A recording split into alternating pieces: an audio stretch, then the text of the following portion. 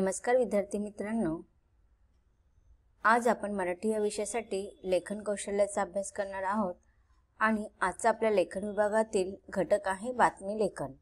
बातमी लेखन या घटकाचा हा सेशन क्रमांक पहिला आहे।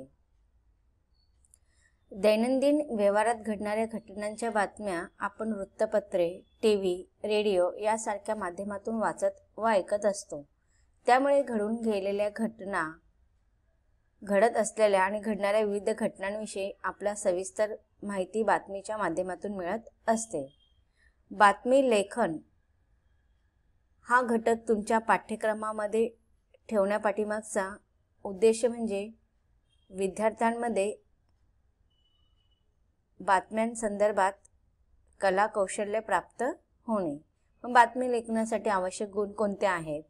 तर विद्यार्थ्यांमध्ये लेखन कौशल्य हा गुण असला पाहिजे। त्याचबरोबर भाषेचे उत्तम ज्ञान असले पाहिजे, व्याकरणाची जाण असले पाहिजे, सोपी आणि सुटसुटीत वाक्यरचना बातमी लेखनासाठी आवश्यक आहे आणि त्याचबरोबर बातमी लेखनासाठी चौफेर वाचन असणे आवश्यक आहे।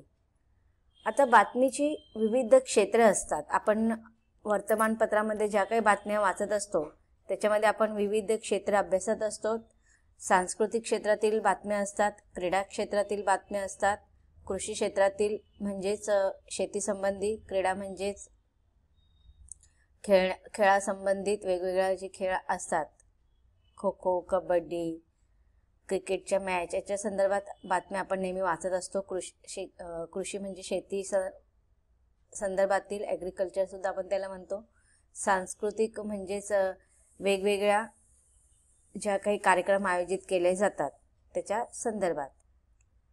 शैक्षणिक संदर्भातील सुद्धा बातम्या असतात। शिक्षण क्षेत्रामध्ये जे काही बदल वगैरे होत असतात त्याच्या संदर्भात बातम्या असतात। सामाजिक क्षेत्रातील बातम्या असतात, वैज्ञानिक क्षेत्रातील बातम्या सुद्धा असतात आणि दैनंदिन घटनातील बातम्या आपण नेहमी विविध वर्तमानपत्रे मध्ये वाचत असतो किंवा मग दूरदर्शनवरती बातम्यांमध्ये सुद्धा आपण ऐकत असतो।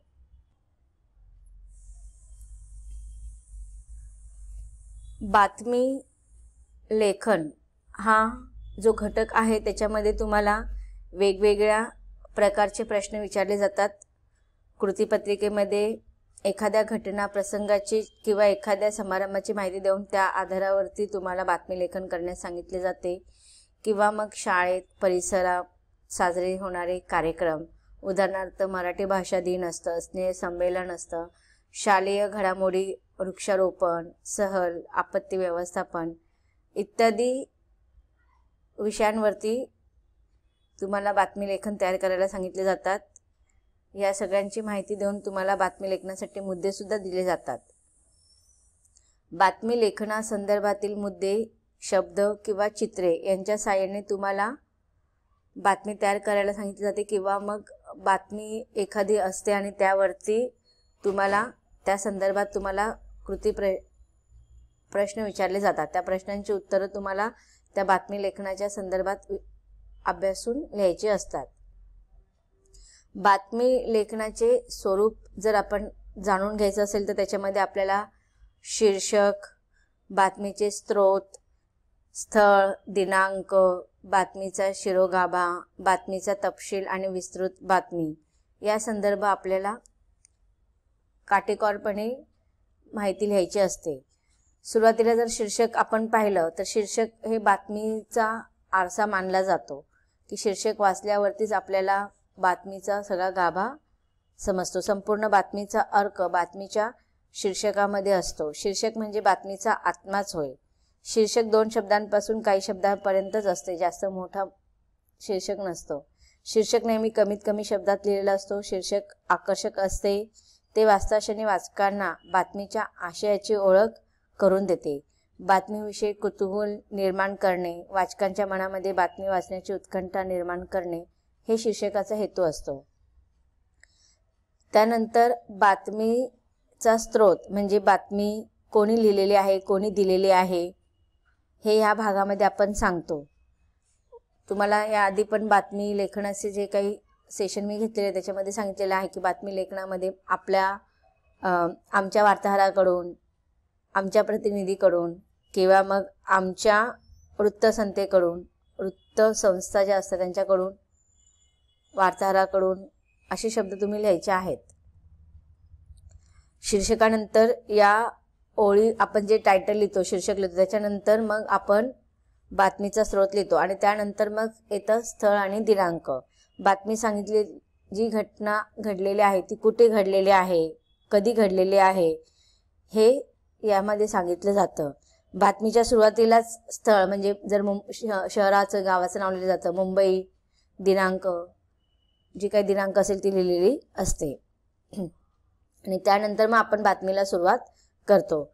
मग बातमीचा शिरोभाग असतो. पहिल्या परिच्छेदामध्ये आपण बातमीचा परिच्छेदाला आपण शिरोभाग असे म्हणतो. बातमीतील अत्यंत महत्त्वाचा भाग शिरोभागामध्ये लिहिला जातो. बातमी वाचण्याची उत्कंठा या शिरोभागामध्येच पूर्ण होते. त्यानंतर मग बातमीचा तपशील आणि विस्तृत बातमी येते. शिरोभागानंतर परिच्छेदामध्ये बातमीचा विस्तारित रूपामध्ये तपशील दिलेला असतो. बातमीचा मागचा आणि पुढचा संदर्भ या भागामध्ये स्पष्ट केलेला असतो आणि अशा रीतीने मग बातमी पूर्ण होते. मग आता बातमी लेखनामध्ये काय काळजी आपण घ्यायला पाहिजे? बातमी ही कधीही पाल्हाळिक नसावी. बातमीमध्ये स्थळ, काळ यांचा आवर्जून उल्लेख केलेला असावा. घटना जशी घडली तशीच लिहिली गेलेली असावी. स्वतःची मते व्यक्त करू नये. थोडक्यात बातमी वस्तुस्थितीदर्शक असावी. तटस्थ वृत्तीने ती बातमी आपण लिहिली गेलेली असावी. बातमीची भाषा अत्यंत साधी, सरळ, सोपी असावी. वाक्ये छोटी छोटी असावीत. परिच्छेद लहान असावेत. बातमीला योग्य असे शीर्षक दिले जावे. एखाद्या समारंभाची बातमी असल्यास समारंभाचे आयोजन कोणी केले, अध्यक्ष कोण होते, पाहुणे कोण होते याचा उल्लेख आवर्जून केलेला असावा. बातमीमध्ये कोणाचीही व्यक्तिगत निंदा नालस्ती करू नये. समाजाच्या भावना भडकावल्या जातील असे मजकूर लिहू नये किंवा मग वंदनीय व्यक्तीची प्रतिमा डगमगेल असा मजकूर लिहू नये. बातमी ही अधिकतर भूतकाळामध्येच लिहिली गेली असावी. आता आपण एक बातमीचा नमुना पाहणार आहोत. तुम्हाला कृती पत्रिकेत म्हणजे प्रश्नपत्रिकेमध्ये बातमी लेखनाचे 2-3 प्रकारानुसार प्रश्न विचारले जातात. या आधीच्या सेशनमध्ये आपण त्याचा अभ्यास केलेला आहे. आता आपण इथे एक बातमी दिलेली आहे आणि त्या बातमीच्या संबंधात तुम्हाला काही प्रश्न विचारलेले आहेत. ते प्रश्नांची उत्तरं आपल्याला द्यायची आहेत. खालील बातमी वाचून त्याखाली दिलेली प्रश्नांची उत्तरे लिहा. जिल्हा परिषद उच्च माध्यमिक शाळा उतरवली या शाळेत कला शिबिराचा समारोप संपन्न. तर बघा इथे आपल्याला ही छोटीशी बातमी तुम्हाला दिलेली तुमच्या पाठ्यपुस्तकामध्येच आहे. ही लोकप्रतिभा चित्रकला शिबिराचा समारोप असे इथे शीर्षक देण्यात आलेलं आहे. दिनांक दिलेले आहे 20 डिसेंबर. आता ही छापील बातमी आहे. याच्या आधारित तुम्हाला प्रश्नोत्तर विचारणार आहे, त्यामुळे तुम्हाला याच्यात काही बदल करायचे नाही. पण जर तुम्हाला बातमी लिहायला सांगितले असेल तर तुम्ही इथे काय करायचं आहे, जेव्हा तुम्ही शीर्षक लिहिणार शीर्षकानंतर तुम्हाला खाली डाव्या बाजूला स्रोत लिहायचा आहे. आमच्या वार्ताहराकडून, आमच्या बातमीदाराकडून अशा प्रकारचे शब्द लिहायचे. त्यानंतर दिनांक लिहायचा आहे आणि त्यानंतर मग बातमीला सुरुवात करायची. पण इथे तुम्हाला बातमी दिलेली आहे ती वाचायची आहे, अभ्यासायचं आहे आणि त्याच्या आधारित तुम्हाला जे काही प्रश्नोत्तर दिलेले ते समजून घ्यायचे आहेत. आता ही बातमी जी आहे ती मी तुम्हाला 2 स्लाइडमध्ये सांगणार आहे. उतरवली तालुका भोर. तर इथे ही बातमी कुठची आहे ते आपल्याला सांगितलेलं आहे. कुठची आहे बातमी? उतरवली तालुका भोर या ठिकाणावरची ही बातमी आहे. बातमीचं शीर्षक आहे चित्रकला शिबिराचा समारोप. म्हणजे चित्रकला शिबिर आयोजित करण्यात आलेला होता आणि त्याचा समारोप झालेला आहे. उतरवली येथील जिल्हा परिषद उच्च प्राथमिक शाळेत 10 दिवसांचे चित्रकला शिबिर नुकतेच संपन्न झाले. तर बघा आता हे जे चित्रकला शिबिर जे होतं किती दिवसांचे होते? 10 दिवसाचे होते आणि ठिकाण तुम्हाला सांगितलेलं आहे. कुठे होते हे? उतरवली तालुका भोर येथील जिल्हा परिषद प्राथमिक शाळेमध्ये ही चित्रकला शिबिर आयोजित करण्यात आलेलं होतं. 19 डिसेंबर दुपारी 19 डिसेंबर रोजी दुपारी 4 ते 6 या वेळेत शिबिराचा समारोप साजरा झाला. आता बघा, समारोप म्हणजे शेवटचा दिवस असेल 19 डिसेंबर आणि त्याच्या आधी 9-10 दिवसाआधी हा कार्यक्रम हे शिबिर आयोजित करण्यात आलेले होते. मग तारीख दिलेली आहे, तुम्हाला दिनांक दिलेले आहे. चित्रकला जे शिबिर आयोजित करण्यात आलेलं होतं त्याचा समारोप कोणत्या तारखेला झालेला आहे, ते 19 डिसेंबरला आणि वेळ पण दिलेली तुम्हाला दुपारी 4 ते 6 या वेळामध्ये या शिबिराचा समारंभ आयोजित करण्यात आलेला होता.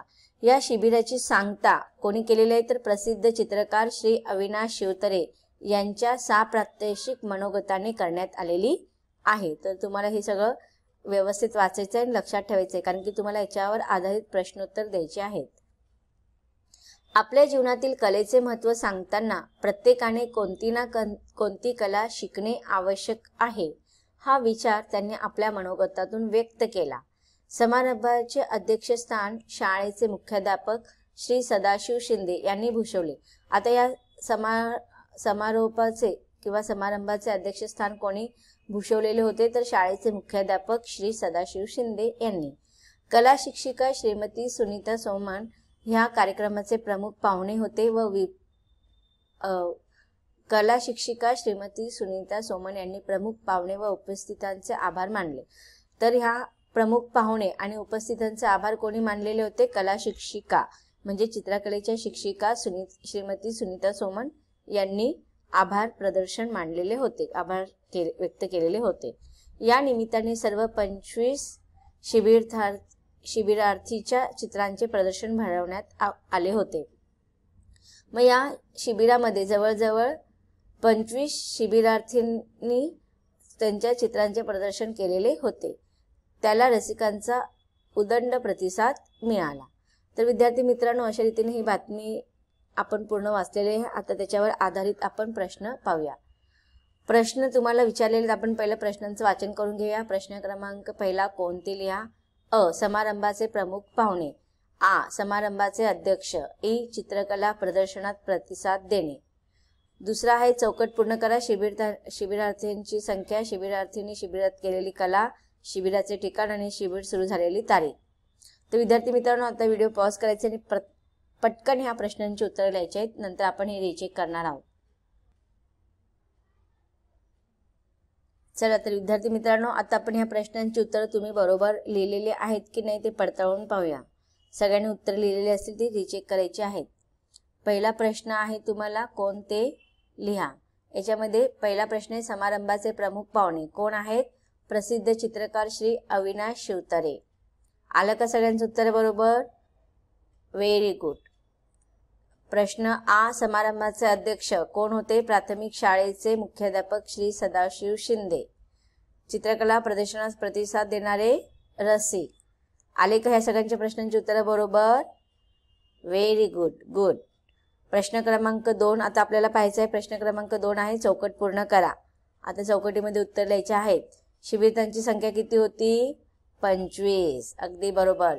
आ, शिबिरार्थी शिबिरात शिकलेली कला चित्रकला. Very good. शिबिराचे ठिकाण जिल्हा परिषद प्राथमिक शाळा उतरवली तालुका भोर. पहिल्याच ओळीमध्ये हे दिलेलं आहे. त्यानंतर शिबिर सुरू झालेली तारीख 19. कशावरनं आपण ही तारीख काढलेली आहे, कारण की हा समारोपाचा कार्यक्रम 19 तारखेला झालेला आहे आणि त्याच्या अगोदर 10 दिवस आपल्याला ही तारीख पकडायची आहे. म्हणजे 10 डिसेंबर या तारखेला हे शिबिर सुरू करण्यात आलेलं होतं. आता पुढचा प्रश्न पाहूया. प्रश्न क्रमांक 3, वरील बातमींमध्ये ज्या ज्या गोष्टींविषयी माहिती दिलेल्या आहेत ते घटक. तर पाहूया आपण कोणते कोणते घटक दिलेले आहेत. पहिला आहे चित्रकला शिबिर, दुसरा आहे शिबिराचे ठिकाण, तिसरा आहे शिबिराची वेळ आणि दिनांक, चौथा आहे प्रमुख पाहुण्यांचे मनोगत आणि पाचवा आहे चित्रांचे प्रदर्शन. तर सगळ्यांची उत्तरं बरोबर आलेली आहेत. Very good, good dear. तर विद्यार्थी मित्रांनो, अशा रीतीने आपण बातमी लेखन म्हणजे काय आणि बातमी लेखनावरती आधारित प्रश्नांची उत्तरं कशी अभ्यासायचे याचा आपण अभ्यास या सेशनमध्ये केलेला आहे.